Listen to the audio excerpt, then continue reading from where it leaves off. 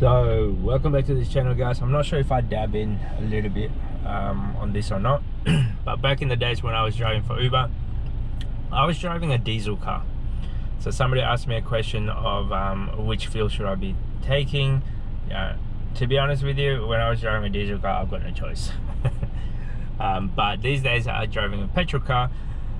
The simplest format is this: I fill up whatever's the cheapest fuel at the time. So do I really care, or 98 or 98 or 97 or whatever it is?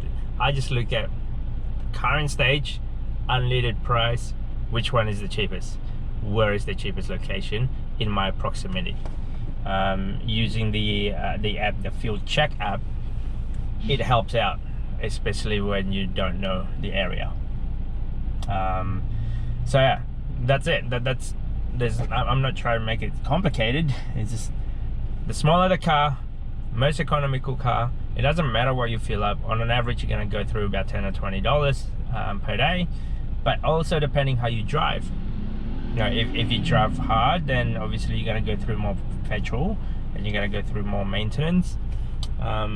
If you drive very slow or slowish, trust me, it is much better for you, petrol wise, expenses wise.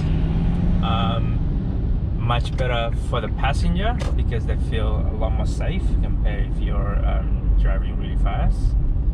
And if you're really gentle on your braking, your wear and tear on your car is a little bit less, and the experience with the passenger is much better. So that's what I would do. Whichever the cheapest. I usually go to wherever petrol station, and if I need to. But I do have a few that I usually do regularly. That I actually go regularly. Now, excuse me. After a while, you're bound to have a routine as well. Routine obviously is one of the most important thing if you're thinking of doing this. Figuring out what hours, and figuring out your days, and figuring out your time for you to drive, how many hours and whatnot.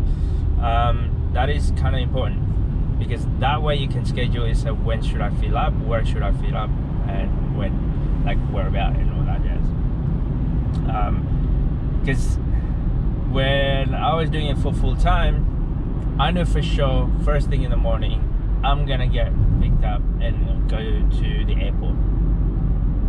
That's just a one main, I guess, destination that I always go to. At the airport, then there's a petrol station in domestic airport. I think it's called Budget. I don't know what the name is, but maybe next time I'll take a video of it. So in there, that's where I fill up.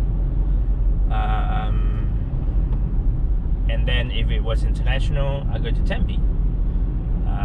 Opposite IKEA, near there, there's a petrol station that's kind of cheap.